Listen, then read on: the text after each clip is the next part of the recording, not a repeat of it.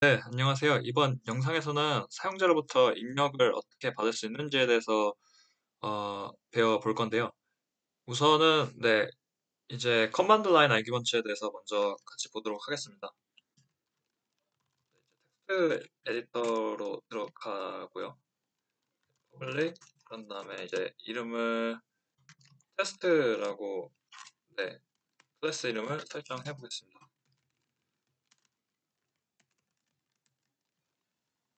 네, 그리고 뭐 항상 그랬듯 C 드라이브에 자바 여기에 어, 자바 파일즈에 그리고 test.java로 저장을 해 주겠습니다. 그런 다음 public static void main string args. 네, 여기서 이제 커맨드 라인 아규먼트는 여기에 보시는 args와 관련이 있습니다. 저는 전에 이 처음 수업을 할 때 헬로 월드라는 걸 출력하는 걸 해봤었는데요. 이번에도 한번 같은 프로그램을 작성을 해보겠습니다. C 드라이브에 자바 파일즈. 여기에 지금 test.java가 있고요. 자바 c.java. 그다음 테스트를 실행을 해보겠습니다. 지금 헬로 월드가 출력이 되고 있고 여기서 이제 이렇게 고정된 값이 아니라 args를 통해서 출력을 해보겠습니다. args 0, args 1. 이렇게 하고 이렇게 되면은 여기서 이제 다시 컴파일을 해주고요. 자바 테스트 그리고 헬로 한 다음에 이제 이 헬로가 첫 번째 여기 아이규먼트로 들어가게 되고 그리고 두 번째 값이 여기 두 번째 아이규먼트로 들어가게 되겠습니다. 헬로 이번에 이제 메시를 아이규먼트로 주어주고 이렇게 실행되면은 헬로 메시가 출력되는 걸 볼 수가 있습니다. 이게 이제 커맨드 라인 아규먼트이고요. 그리고 이제 아규먼트라는 용어는 아직 함수에 대해서 나가지 않았지만 이제 함수에 대해서 간단하게 설명을 드리면 자바에서는 이제 메소드라고 부르고요. 여기 이제 메인도 메소드라고 볼 수가 있습니다. 이제 메소드는 정의가 여기에 이 페런테시스에 사이에 정의된 이런 변수들을 파라미터라고 부르고요. 그리고 그 파라미터에 주어지는 값, 즉 여기서는 헬로와 메시가 되고요. 그런 값들을 이제 아규먼트라고 부를 수 있습니다. 그리고 메소드는 이제 여기에서 중괄호, 여는 중괄호와 이제 닫는 중괄호 사이에서 정의된 그 문장들, 이제 이러한 코드 한 줄 한 줄을 이제 스테이트먼트, 문장이라고 부를 수가 있습니다. 이런 문장들을 실행시키는 게 이제 메소드가 되겠습니다. 이렇게 아규먼트와 메소드, 파라미터, 그리고 스테이트먼트에 대해서 정의를 간단하게 살펴보았고요. 그러면 이제 커맨드 라인 아규먼트에 대해서 배워보았습니다. 그 다음으로 이제 액세스 모디파이어에 대해서 배워보겠습니다. 우선 액세스 모디파이어에는 public, 그리고 private, 그리고 이제 protected가 있는데 protected는 나중에 상속을 들어갈 때 다시 살펴보도록 하겠습니다. 우선 public은 클래스 멤버, 이제 멤버라고 하면은 그 해당 클래스에 있는 변수 또는 함수라고 할 수가 있습니다. 그리고 그 멤버가 선언된 클래스 외부의 코드로부터 접근이 가능하고 또 프라이빗은 이제 그렇지가 않습니다. 그러면 바로 이제 코드를 예를 통해서 확인해 보겠습니다. 먼저 새로운 파일을 이제 하나 만들어 주고요. public 이제 환자 클래스를 한번 만들어 보겠습니다. patient. 네, 그럼 이제 클래스 이름은 patient이기 때문에 patient.java로 네, 저장을 하고요. 이제 patient는 환자는 이름이 있을 거고, 또 그 환자는 이제 나이가 네, 있을 거고, 또 혈액형을 가지고 있을 것입니다. 혈액형은 차로 선언을 해주고, blood type을 이제 B형으로 설정을 해주겠습니다.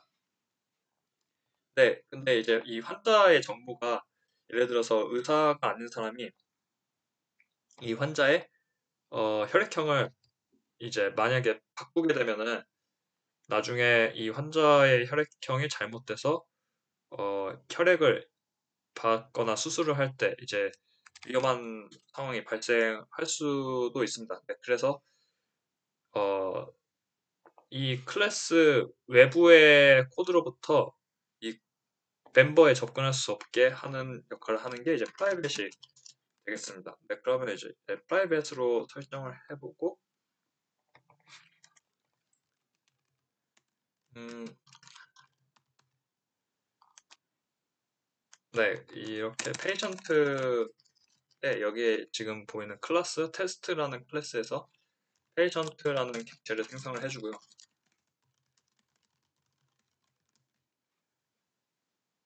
그런 다음 P의 이름이 아니라 이제 블러드 타입을 A형으로 수정을 해 보겠습니다. 네, 그렇게 한 다음에 system.out.println 혈액형 네, 여기에 저장된 값을 블러드 타입 변수에 저장해 보겠습니다. 블러드 타입 네, 이렇게 하고 이제 한번 출력을 해 보겠습니다.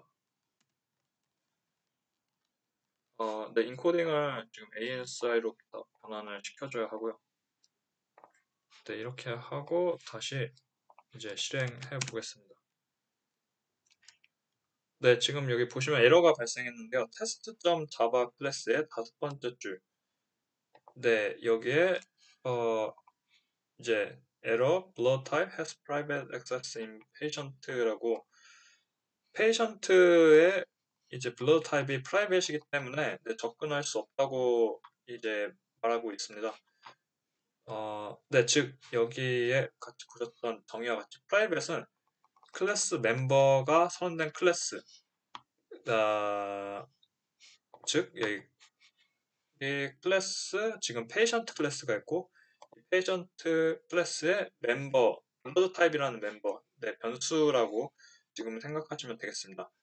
클래스 멤버가 선언된 클래스 외부의 코드로부터 즉 테스트가 페이션트 클래스 외부의 코드로부터 지금 블러드 타입 페이션트의 이제 멤버에 접근을 할 수가 없습니다. 네, 이제 지금 이 의미가 여기 보이시는 예제와 같은 상황을 의미하고요.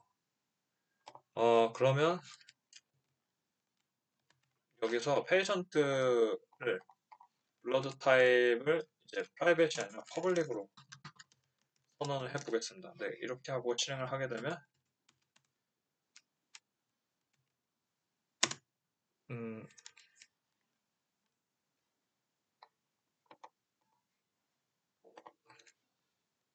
네, 여기서 얘는 일단은 네, 코멘트를 해주고요. 그런 다음 다시 컴파일하고 다시 실행해보면 네, 여기 혈액형 A가 나오는데요. 여기에 지금 혈액형 A를 할당을 해서 네, 혈액형이 수정이 돼서 지금 혈액형이 출력이 됐습니다. 네, 즉 퍼블릭은 클래스 지금 멤버가 선언된 클래스 외부의 코드로부터 접근이 가능한 걸 네, 보실 수가 있습니다. 즉 테스트라는 클래스가 페이션트 클래스 외부에 존재하는 이 코드인데 그 코드에서 이제 페이션트의 이 페이션트 오브젝트 클래스에 선언된 이제 멤버를 접근할 수가 있습니다. 그럼 만약에 이제 퍼블릭이 아니라 액세스 모디파이어를 하나도 붙이지 않고 실행을 해 보겠습니다. 이렇게 하고 실행을 하게 되면 네, 실행이 되고요. 이제 여기서 A 대신에 한번 이번에는 O형을 이제 입력을 하고 다시 컴파일하고 실행해 보면 네, 혈액형이 O형으로 네, 바뀐 걸 볼 수가 있습니다. 네, 이것처럼 이 예시에서 보는 것처럼 액세스 모디파이어가 붙지 않으면 이제 기본 값으로 퍼블릭으로 설정을 해 준다고 이해하시면 되겠습니다. 네, 그러면 이제 액세스 모디파이어에 대해서 살펴보았고 그 다음으로 이제 사용자 입력과 데이터 타입에 대해서 배워보도록 하겠습니다. 이제 사용자 입력을 아까는 커맨드 라인 아규먼트로 받았는데 이번에는 지금 여기 보이시는 CMD 창에서 콘솔에서 입력을 받도록 해보겠습니다. 이제 데이터 타입에 따라서 이제 서로 다른 그 입력 이제 메소드를 사용해야 하는데요. 네, 이게 이제 자바가 이제 strongly typed language라는 걸 보여주고 있습니다. 네, 그러면 여기서 바로 한번 이 얘를 이제 넘버를 입력을 받아보겠습니다. 이제 얘를 이번에는 출력을 정수를 입력하세요 라고 출력을 해주고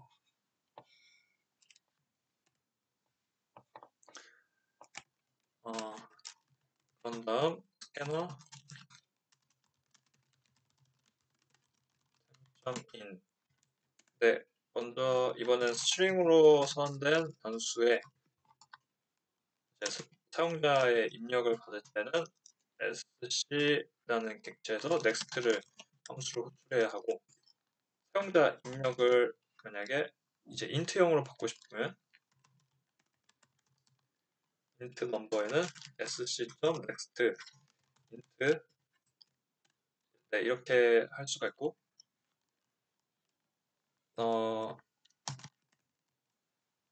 그리고 이제 만약에 더블에 받고 싶으면 이 num에는 sc.next 더블 네, 이렇게 할 수가 있습니다. 네, 이렇게 해서 한번 다 출력을 한번 해보겠습니다. str 넘버는 str num 그리고 inum은 네, inum 그리고 dnum은 dnum 해서 네, 한번 다시 컴파일하고 네, 지금 이 기호를 찾을 수 없다고 나오는데 이 스캐너가 자바 패키지에 input util에 이제 저장이 되어 있습니다. 그래서 util에 스캐너를 임포트 해줘야 하고요. 그리고 다시 이제 실행해 보면 네, 그리고 자바 테스트 이렇게 해서 실행을 해 보겠습니다. 정수를 이제 3, 1, 8을 입력을 해보고 네, 이렇게 되면 여기에 보이시는 str 넘버엔 string 넘버에는 3이 입력이 됐고 인트저 넘버에는 1, 더블 넘버에는 이제 8이 저장이 됐는데 이제 8.0으로 저장이 더블 타입으로 된 걸 확인할 수가 있습니다. 네, 그러면 여기서 sc.next가 아니라 만약에 이제 스트링에 sc.nextint를 입력하려고 하면 어떻게 되는지 한번 확인해 보겠습니다.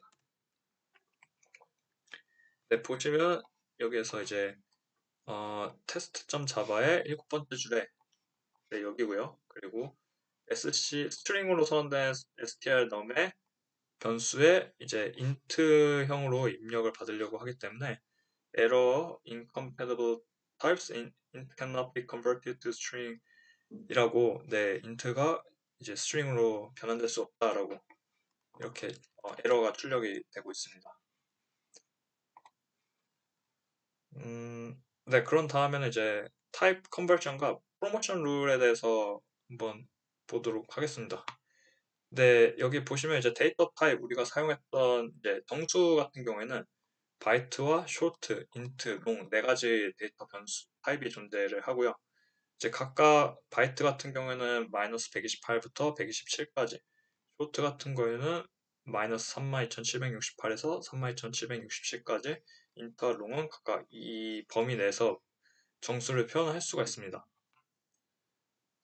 그러면 이제 그 범위 안에 들지 않는 경우에는 정수를 표현할 수가 없고요. 그러면 이제 int i 넣으면은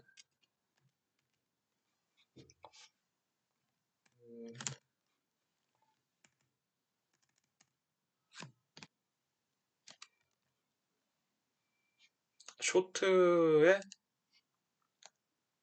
int i 넣으면은 32를 한 132를 저장을 하고, 그리고 바이트 b 넣으면은 23을 저장을 해 보겠습니다.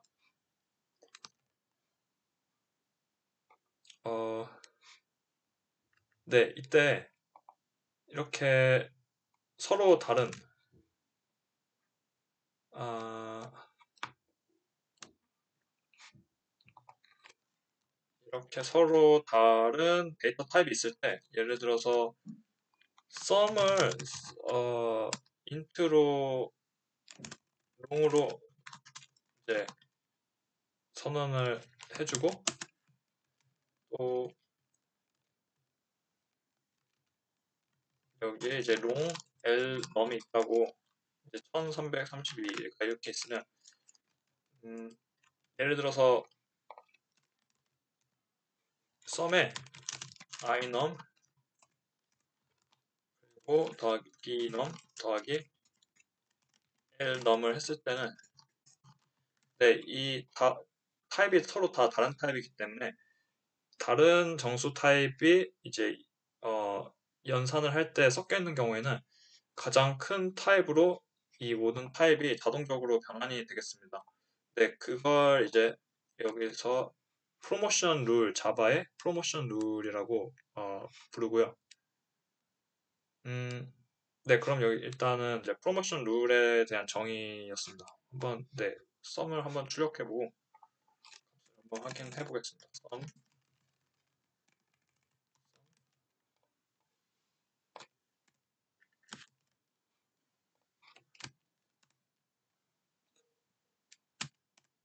네, 썸이 네, 1487이 네, 나왔습니다.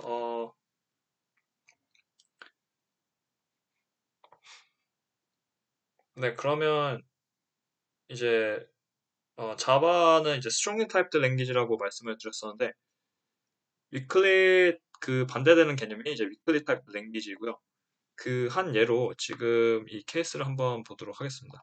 이제 자바에서는 가능하지만 자바에서는 되지 않지만 이제 C에서는 되는 아래 코드가 있고요.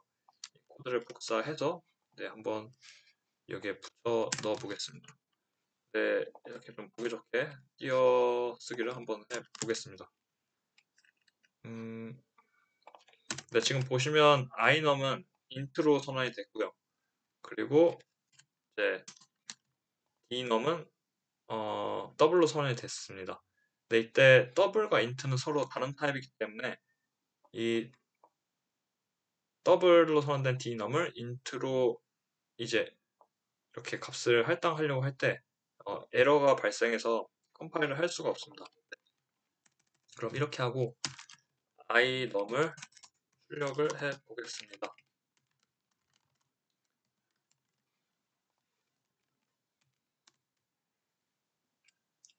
네, 여기 보시면 지금 이제 자바 10번째 줄에 incompatible types possible lossy conversion from double to int라고 네, 나오는 것처럼 이제 더블 타입의 정수를 인트로 인트 타입의 정수 변수에 저장할 수 없다라고 이제 에러가 출력되고 있습니다. 네, 하지만 이제 이렇게 오토매틱 컨버전은 되지 않지만 타입을 이제 target 타입을 정해줘서 이렇게 우리가 explicit conversion은 네, 할 수가 있습니다. 이렇게 해서 한번 네, 실행을 해보도록 하겠습니다. 네, 보시면 이제 이렇게 더블에 32.54를 int 타입의 변수 iNum에 저장을 할 때 형변환이 돼서 int로 형변환이 되면서 여기 뒤에 있는 이 소수점 뒤에 자릿수들이 이제 제거가 되고 32가 저장된 걸 확인할 수가 있습니다. 네, 그러면 이런 경우가 이제 아까 보셨던 것처럼 지금 이렇게 했을 때 자바에서는 이제 컴파일이 되지 않지만 이제 이 부분이 이제 C에서는 컴파일이 되고요. 한번 정말 그런지 이제 C를 실제로 한번 예시를 보여드리겠습니다.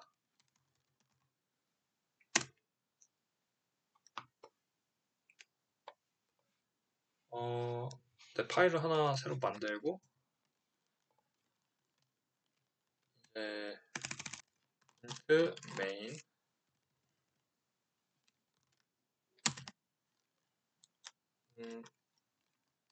이름은 main.c라고 해 보겠습니다. 같은 자바 파일즈에 저장을 해 보겠습니다. 그리고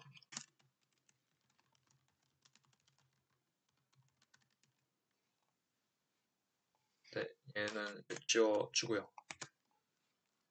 C에서는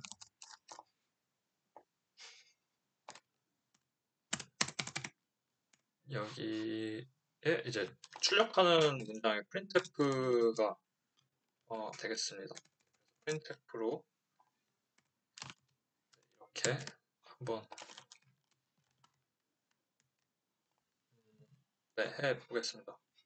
네, 지금 이렇게 explicit하게 하지 않는 그 반대되는 경우를 implicit type conversion이라고 부르고요.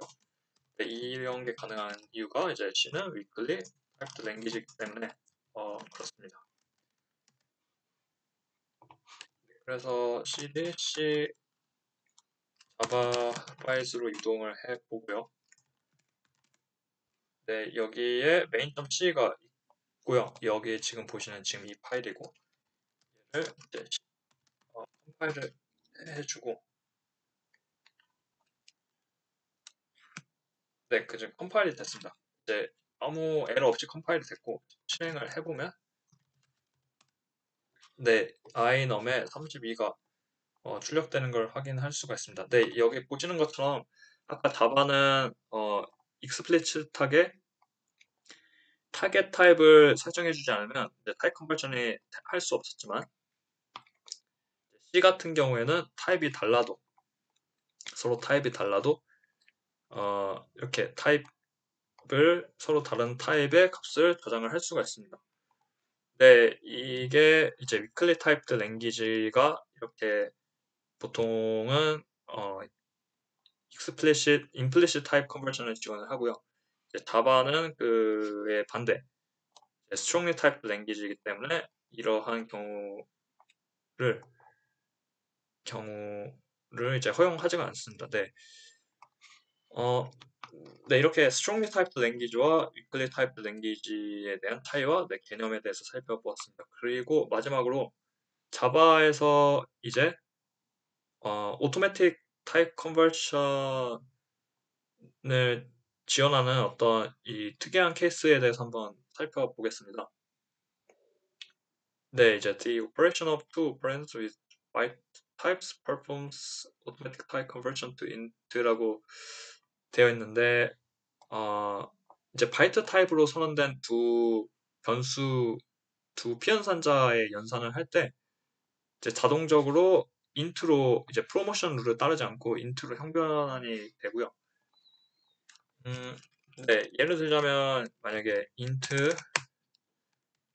inum1과 이제 inum2가 있다고 가정을 해 보겠습니다. 그래서 예를 들어서 만약에 int inum1과 이제 inum2를 더하게 되면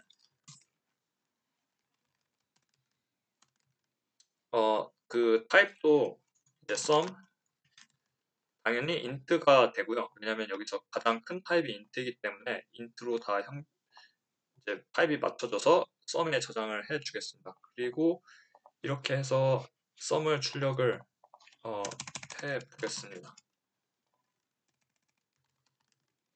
얘는 이제 삭제를 시켜주고요.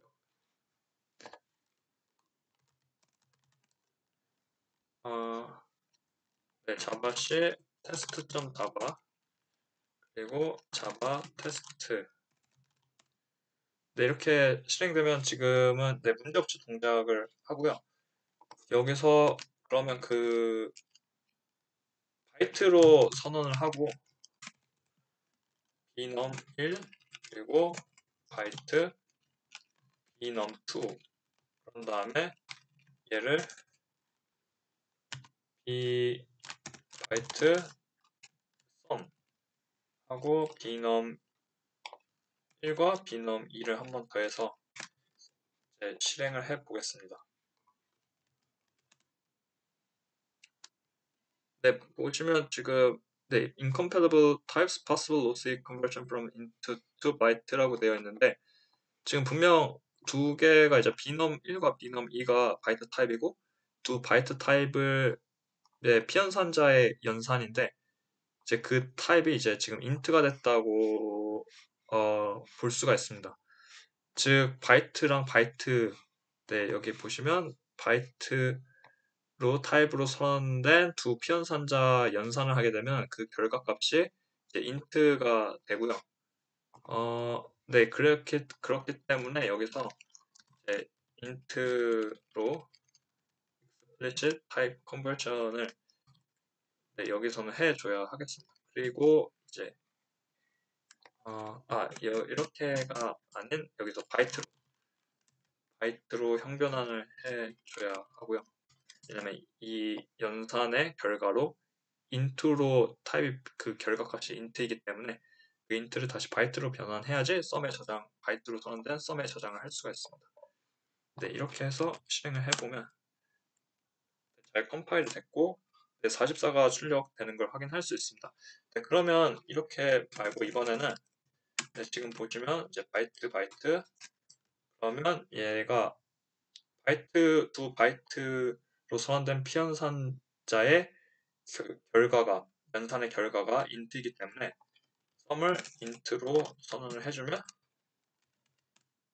그리고 실행을 해주면 네, 문제없이 동작을 하고요. 이번에는 이 값을 좀 바꿔서 12 대신에 22를 binom1에 저장을 하고 다시 컴파일 해보겠습니다. 그리고 실행을 해주면 네, 54가 출력이 되는 걸 확인할 수 있습니다. 네, 그럼 이제 여기까지 자바에서 이제 프로모션 룰을 따르지 않는 즉 피연산자들이 연산을 할 때 그 피연산자들 중에서 가장 큰 타입을 가진 피연산자의 타입으로 모든 형변환이 일어나지 않는 이런 특이 케이스에 대해서 살펴보았습니다. 네, 그러면 이번엔 이제 연습 문제를 한번 같이 보도록 하겠습니다. 이제 달에서의 몸무게 구하기인데요. 네, 문제 설명. 달에서의 중력은 지구의 약 16.5%라고 한다. 이때 달에서의 자신의 몸무게를 구하시오. 네, 바로 문제 풀어보겠습니다.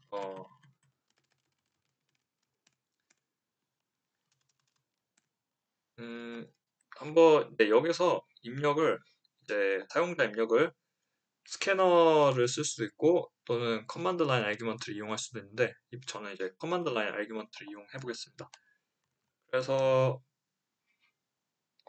네, 커맨드 라인 아규먼트로 자신의 몸무게를 입력을 받을 거고 그 몸무게에서 그 몸무게에서 이제 중력이 이제 16.5%가 이제 되지 않기 때문에 0.165를 알그스 0에 이제 곱해서 이제 자신의 몸무게가 되고요. 그 값을 이제 더블 리절트 문 웨이트에 저장을 해보겠습니다. 이렇게 하고 아웃점 라인 아래서의 몸무게.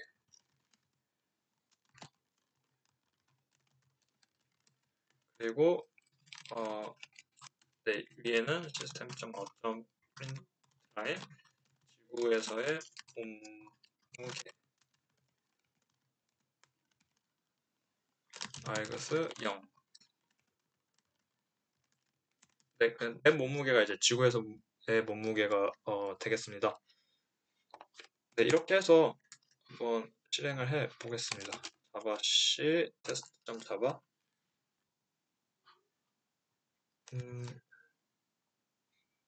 네, 여기 보시면 5번에 이제 bino의 add types for binary operator. 네, 이 곱하기 연산에 대해서 이제 첫 번째 타입이 더블인데 지금 0.165가 더블인데 args 0이 이제 스트링이기 때문에 보시면 여기 스트링으로 선언이 됐기 때문에 지금 타입이 맞지 않다고 이렇게 나오고 있습니다. 네, 이게 이제 그 strongly typed language이기 때문에 자동 형변환을 해주지 않아서 이런 문제가 발생했고요. 그러면 네, 정수 같은 경우에는 더블과 인트를 연산을 하면 여기 아까 보았던 프로모션 룰에 의해서 가장 큰 타입, 네, 인트보다는 더블이 더 큰 타입이기 때문에 더블로 형변환이 일어나겠습니다. 네, 그래서 integer.parse int 네, 여기에 이 string 타입의 args 0을 integer.parse int 함수를 활용하면 이제 int로 타입을 바꿀 수가 있습니다.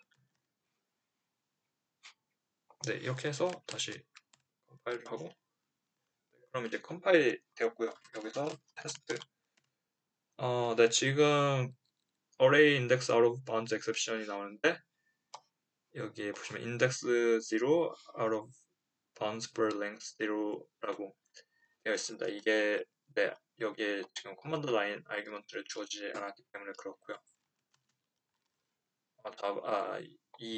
여기에 네, 주어지지 않았고 여기서 제 몸무게 70kg를 입력을 해주면 네, 여기서 16.5%를 곱해서 이제 지구에서 몸무게 70이 달에서의 몸무게 11.55가 되겠습니다. 네, 그러면 여기까지 오늘 수업을 네, 마치도록 하겠습니다. 그러면 이제 여기 그 다음으로는 이 문제를 토대로 여러분이 스스로 문제를 풀어볼 수 있는 스스로 문제를 여러분에게 주어 드리도록 하겠습니다. 네, 센티미터로 인치로 변환하는 문제이고요. 1인치는 2.54cm로 표현을 할 수가 있습니다. 네, 인치를 입력받고 그 인치에 해당하는 센티미터 값을 출력하시면 되겠습니다. 네, 이 문제에 대한 풀이는 다음 영상에서 네, 제공해 드리도록 하겠습니다. 네, 시청해 주셔서 감사합니다.